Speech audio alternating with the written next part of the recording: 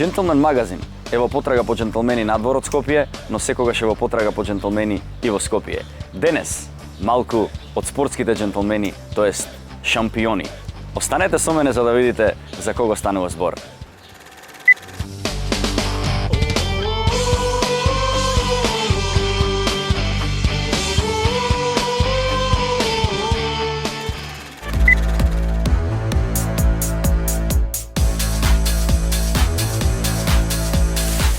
И конечно имам честа да се напијам едно шампионско кафе со лидерот на шампионите, човекот кој што ќе кажам јавно го запознавам сега пред 5 минути неофицијално пред почетокот на оваа емисија и навистина ми е голема честа, тоа е господинот Ацо Петровиќ.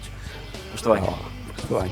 Навистина ми е мило што конечно успеавме и да се договориме и да се запознаеме. Сум слушал многу за вас и навистина ми е мило што дојдовте во оваа емисија Джентлмен магазин за да ве видиме малку од другата страна.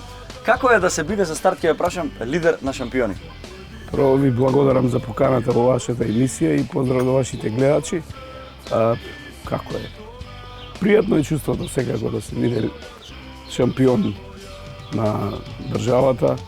Јас моето враќање после 10 години во МЗТ ми се посреќи и станавме шампион. Имаше чудни патишта, и МЗТ и целата таа приказна, имаше маршови за спас на МЗТ и така натаму, тоа беше скоро пред 2009, да. И еве конечно се случија тие работи, вие се вративте таму и сте, пак ќе кажам, човекот што го држи кормилото. Постоја ли некакви совети со кои што вие ги бодревте играчите, да кажеме? Тие играчи пред да дојдам ја знаат да играат кошарка, нормално ние некои работи со мојот стручен штаб само ги упростивме. Нормално направивме една позитивна хемија, бевме како една фамилија и нормално тоа донесе успех. И освојување на шампионската титула и влез во АБА лигата. Од тоа поле и на тоа поле ќе ви посакам да продолжите да го правите тоа што го правите затоа што навистина е добро. А сега малку околу джентлменството и тренерството.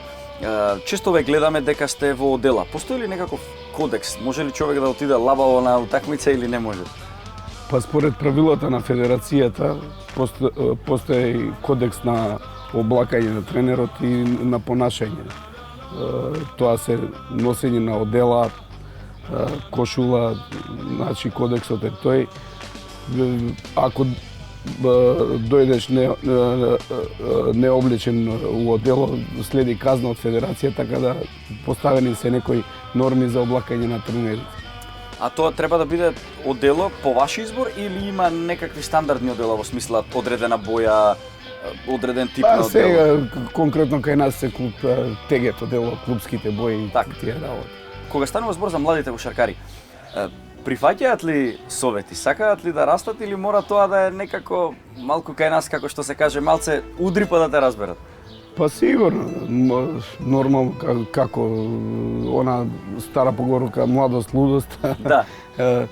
Нормално дека има доста млади кошаркари, мора да ги примат советите ако сакаат да идат напред. Без совети тешко дека можеш да станеш тоа што сакаш. Во своевремено бевте и селектор на јуниорската репрезентација на Македонија. Како се пронаоѓавте во таа улога и дали може би се гледате во улога на македонската репрезентација? Па мислам дека јуниорската репрезентација младинска кога ја водевме заедно со покојниот Маки Лазовски у Словенија, мислам дека тоа ми е еден од најдобрите периоди. Фактички една генерација која ја селектиравме, која е во моментов и носител на А селекцијата.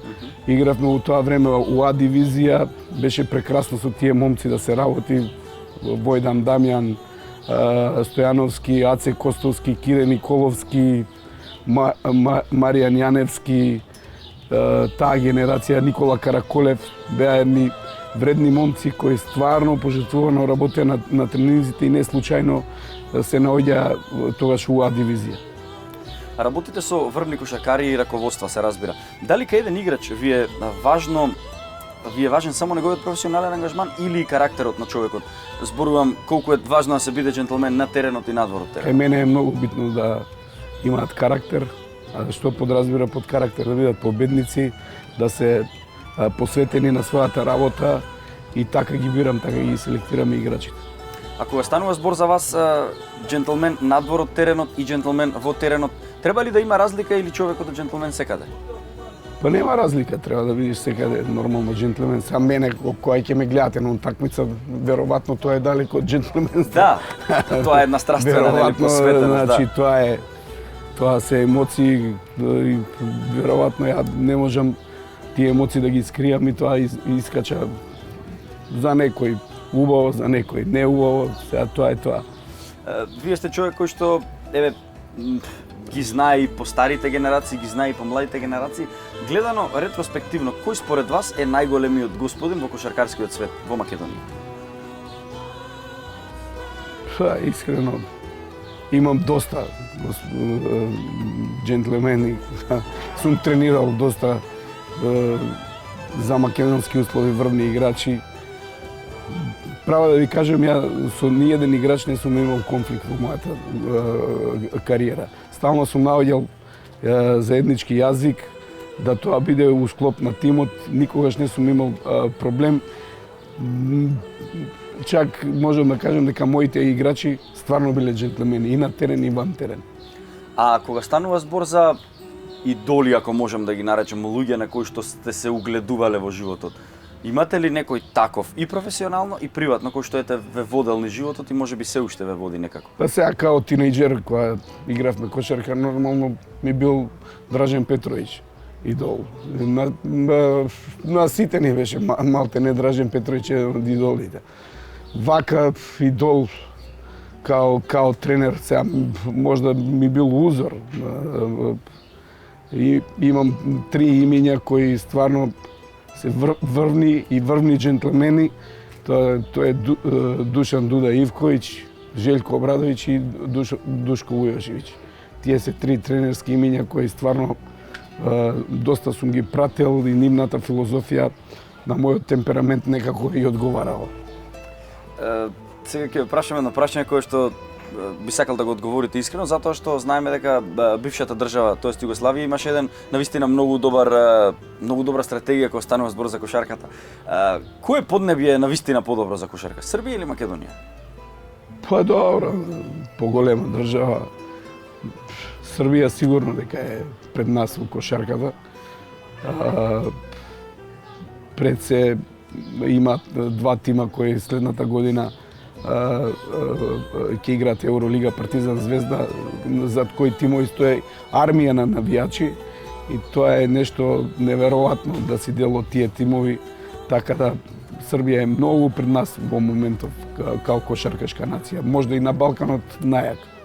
Па би се сложил тука некаде. И у Европа сигурно меѓу 5 најдобри држави за кошарка. Спомнавме преска малку околу таа емотивност на теренот што се случува кога трае утакмицата, а кога траат тренинзите. Тој темперамент што Ацо го има на теренот, да кажам службено, дали и приватно го задржува кога го живее приватниот живот, да кажем? Мислам тренинзите и утакмиците малте не сум ист. Темперамент не сум исто и на водење на тренингот, во водење на утакмицата. У друштво сум доста комотен, сакам да се дружам со моите другари. Знам некогаш да избувнам, али тоа е све у норми на нормала, така. Да, тоа е нормално за секој човек, нели, да. Дефинитивно кога работиш со луѓе, работиш со его.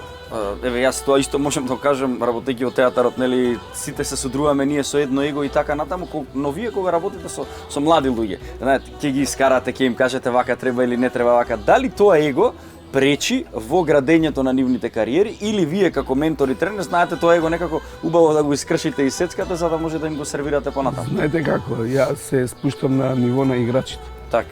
Значи, да, мојата е последна,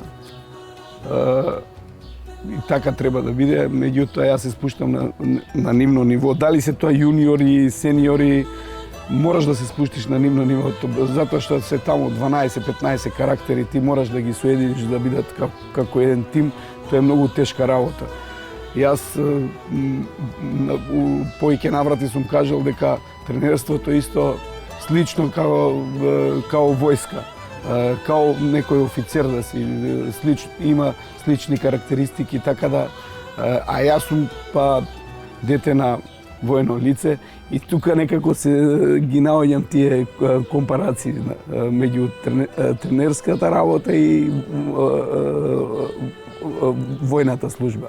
И дефинитивно пак ќе го поврзам тоа со нашава емисија, тоа е една джентлменска професија затоа што сепак се жртвуваш за на другите да им направиш да биде поубаво. Значи се работи за општото добро, дефинитивно. Ја ги гледам играчите исто како моја фамилија, поише сум со нив него ли со моето семејство, тоа е нормално, таква ми е работата и играчот кај мене е потполно заштитен од сите работи, али за да дојде тоа да биде заштитен од мене, мора сите работи што ја ги поставувам на тренинг, на утакмица да се исполнуваат. Многумина велат дека за да се успее во нешто мора да се ризикува. Јас лично исто тоа кажувам, без ризик нема награда, така. Колку верувате во ризикот и колку ги терате самите играчи, сепак се прави некоја стратегија за игра, да кажеме, вака и вака ќе играме ние, но колку им дозволувате доколку нешто треба да се направи, а се знае дека ќе се ризикува тактиката во наводници, им го дозволувате тоа на играчите?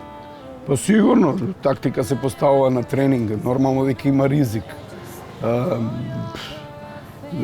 Некогаш поставуваме тактика, пребрзо играме утакмици, например среда сабота или тие балони у АБА лига, на секој 2 дена ти немаш многу време ни да поставиш некоја тактика и нормално доаѓа до некој ризик. Некогаш ризикот се исплати, некогаш нормално е у живот. Затоа е ризик. Да. Така. Кога станува збор за НБА или европска кошарка, на што сте поголем фан? Не европска кошарка, дефинитивно. Право да ти кажам, у последните години многу малце ја платам НБА лигата. Порано не сум спиел док играа играчи као Джордан, као Пипен и тие стари асови. Некако се смени НБА лигата и не ми е нешто интересно. Додека Европската лига има поише тактика, тренерите имаат поише удел во резултатот на утакмицата, така да многу ја пратам, поише ја пратам европската кошарка. Повеќе джентлмени се тренерите во европската него ли во НБА лигата? Па сега, сигурно дека еден Грег Поповиќ е голем джентлмен, тоа е дефинитивно. Дефинитивно. Овие тројца тренери што ги направив, Желко Дуле и најголемиот джентлмен сигурно во европска кошарка кој постоел покојниот Душан Ивковиќ. Значи, мала е разликата, сигурно. Да. Но има некој шмек, Европа си Европа. Европа е, да, Европа има шмек, нормално. Америка е друго чудовиште. Баш така, друго чудовиште на друго чудовиште, да. Ти благодарам за овие теми што ги начнавме до сега. Сега малку ќе тоа што спомнав, сакам да го видам Аца од другата страна од джентлменската. Ќе направиме мала пауза затоа што ќе одиме со моето школа за джентлмени каде што ќе можеме на гледачите да им пружиме и сервираме многу интересни совети во трасирањето на патот кон джентлмените. И ќе те поканам да се освежиме со чашка беловинце. Може. Ти благодарам.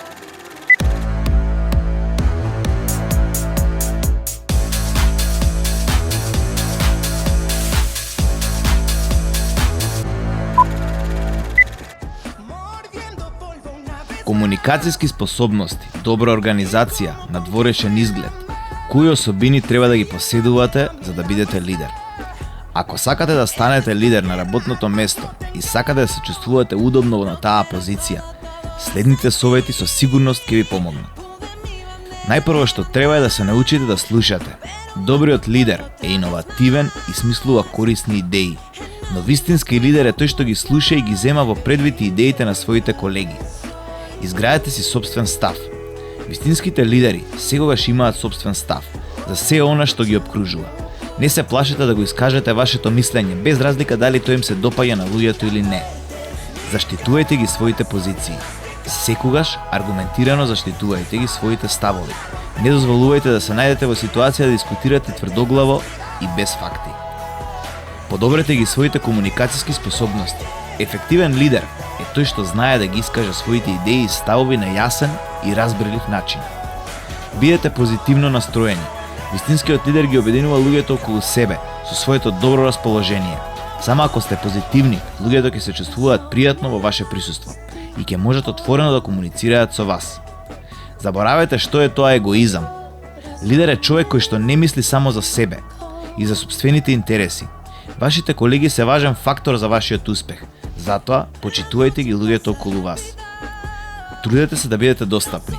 Еден лидер во никој случај не се однесува како недостапен шеф. Тој секогаш е подготвен да помогне колку што може повеќе. Создавајте двонасочна комуникација со колегите. Една од важните карактеристики е да го држувате вашиот надворешен изглед. Стремете се секогаш да изгледате безпрекорно. Не се дозволувајте да се појавите на работа со мрсна коса, несредени ногти или непеглана гардероба. Лидерот секогаш треба да изгледа како лидер, за да биде почитуван од луѓето околу него. Постојат лидери, но да се биде голем е нешто кое него може секој. Има разлики секако во карактерите на секој човек и секој е посебен на свој начин. Но има неколку карактеристики или особини кои ги делат лидерите на големи лидери и само лидери. Лидерството е процес на социјално влијание, кој ги максимизира напорите на другите кон постигнување на поголемо добро. Лидерството произлегува од социјално влијание, а не од авторитет или пак моќ. Лидерството е начин на размислување во акција. Затоа не чекајте титулата. Лидерството не е нешто што некој може да ви го даде, туку вие мора да го заработите и да го заслужите сами. Корисни совети и интересни работи. Кој сака да ги превземе и научи, ќе го трасира патот кон джентлменството секако многу добро и многу прецизно. Еве сме повторно, како што најавив, тука се вративме со свежа чашка вино, да наздравиме и да го продолжиме муабетот во стилот, нели, на големите луѓе. Спомнавме джентлмени, спомнавме тактики за джентлмените, но не ве прашав што за вас представува поимот джентлмен?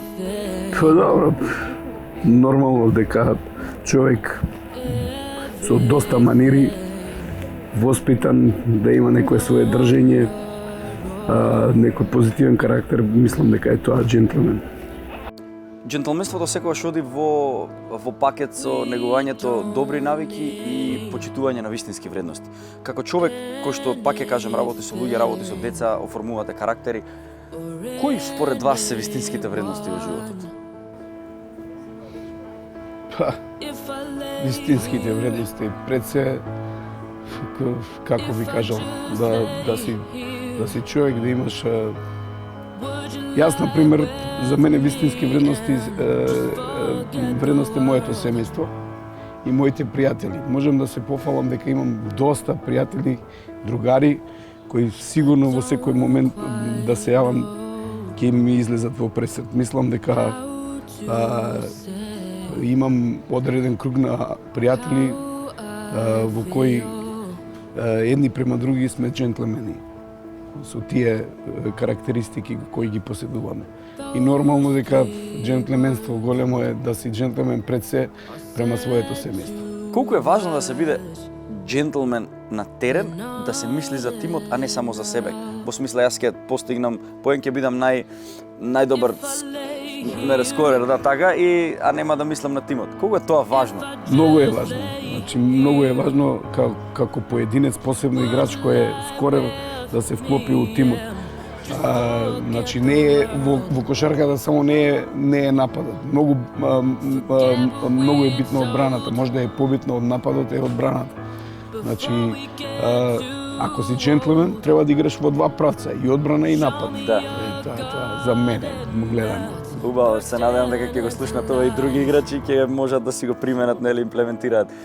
Колку сметате дека ете негувањето на тие добри навики кои што одат во тесна врска со джентлменството се важни и клучни за негување на добар развој?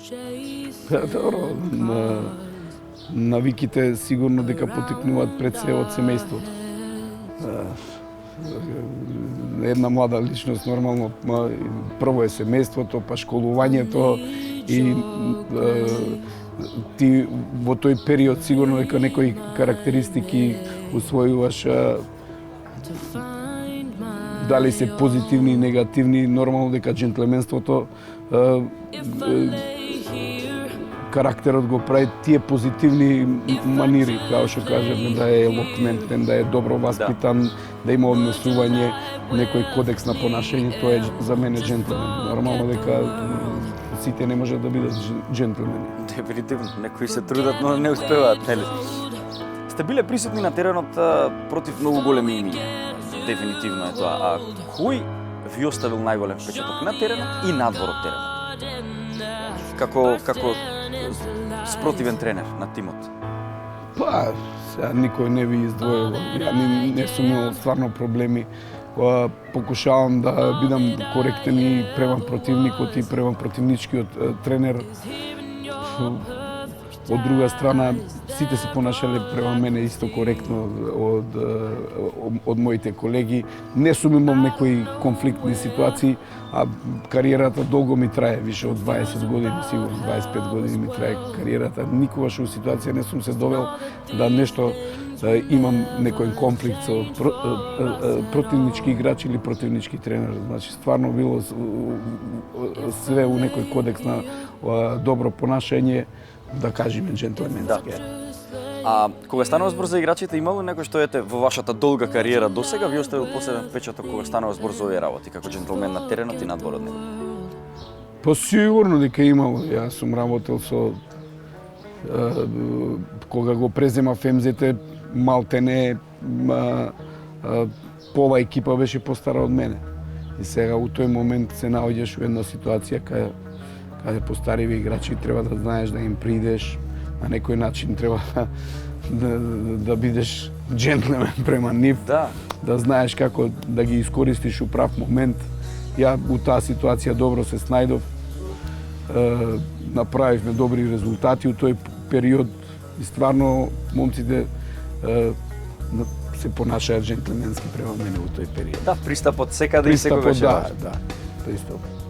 Многу често зборувате нели за кошарката, почетоците на другите луѓе и така натаму, а што се однесува до вашите почетоци? Какви беа вашите почетоци кога станува збор за кошарката? Како се роди таа прва љубов? Од каде тргнаа првите чекори, нели? Па, ја кажав, кошарката у бивша Југославија беше многу популарна. Значи, малтене на секој ќош, на секој кварт имаше кош и секде беше полно, се играше тој баскет. Значи, толку беше популарна и имавме во тоа време идоли, као Дражен Петровиќ, Дивац, Тони Кукоч, Раџа. Југославија во тој момент беше број 1 у европската кошарка. Југопластика у тоа време 3 пати беше шампион на Европа, Цибона 2 пати со ред, па после Партизан и за жал се распадна државата. Настанаа 6 добри репрезентации од таа држава, така да од таму значи кошарка почнав да играм негде со 13-14 години у Пелистер, у Битола. Рано ја завршив кариерата и решив дека ќе бидам тренер. Од тој период сум тренер, веќе 25-6 години сум тренер. За мене успешно, за некој неуспешно, сега релативно, али тука сум 20 години на нашите терени у прва лига тренер беше. Дефинитивно делата говорат за успехот на човекот, а кај вас делата покажуваат дека сте успешен. И сакам да ме прашам следното прашање тоа, што е тоа што ве прави успешен? На што се должи вашиот успех? Па добро, посветеноста сигурно кон работата. Значи, човек што помалку импровизира у својата работа, тоа сигурно дека е поуспешен. Нормално дека некој мир у таа работа ми дава моето семејство.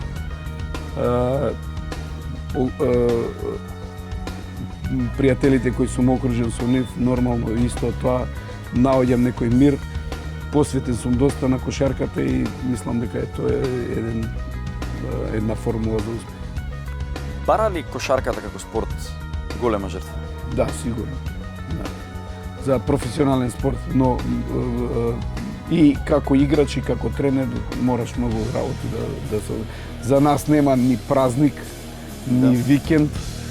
Едноставно имаме сега пауза која ќе заврши првенството. Највише до месец дена, 15-20 дена имаш некој. И тоа е активен одмор, нон-стоп е размислување за појачање, за тактики, за правење на планови за припреми, пријателски утакмици, нормално од сезона во сезона тоа е така. А кога станува збор за она најприватно време на Ацо Петровиќ? Како се опушташ? Како се опуштате, го поминувате слободното време, знаете да се напиете пијалак? Филм, нешто, не знам, како изгледа тој слободен период? Нормално. Јас сум нормален човек. Немам некои екстра побарувања со пријателите. Уз кафенце знаеме и да заседнеме. Така. Уз пијачка, со фамилијата, со семејството. Тоа е тоа. Тоа е нормален некој тек на животот. Да. И тука го наоѓам мојот мир. Тука за крај би сакал да ве прашам што би им препорачале на младите луѓе во Македонија. Не мора да се спортисти, воопшто за младите, некој совет за понатаму во животот. Како еден успешен тренер и човек кој што се разбира од животот дефинитивно. Па у денешно време е многу тешко и совет да даеш какво е. Значи темпото на животот е многу брзо. Што би им дал? Да едноставно прво да го поштуваат своето семејство, друго школото е многу битно. Мора да се школуваат за да станат нормални граѓани на оваа држава. Денес е многу тешко некој совет да даеш, посебно на млад човек. За жал ние живееме у такво време какво е, окружено со доста кризи, али многу е тешко да денес успееш да бидеш нормален сега. Да бидеш скромен, да бидеш посветен на својата работа, да бидеш ценет во своето окружение. Денес е многу тешко тоа да се постигне во овие услови на животот. Животот е борба и ако не сме спремни да се бориме... Нормално. Ја би им посакал на сите да се борат за што подобар статус во своите професии, тоа е, нема друго. Ти благодарам, ќе кажам повторно, продолжете да го правите тоа што го правите и нас да не правите горди и вие самите да уживате во вашите успеси. Ти благодарам и те што ме покани.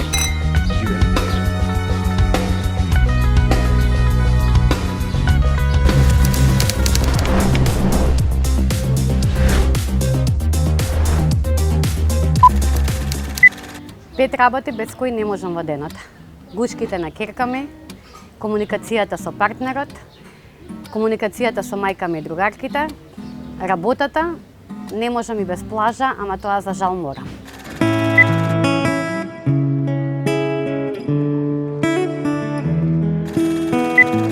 Сега за одјавата ќе си одам од кадар, но претходно да ви кажам нешто паметно. Победниците се раѓаат, шампионите се создаваат, а за тоа треба многу упорност.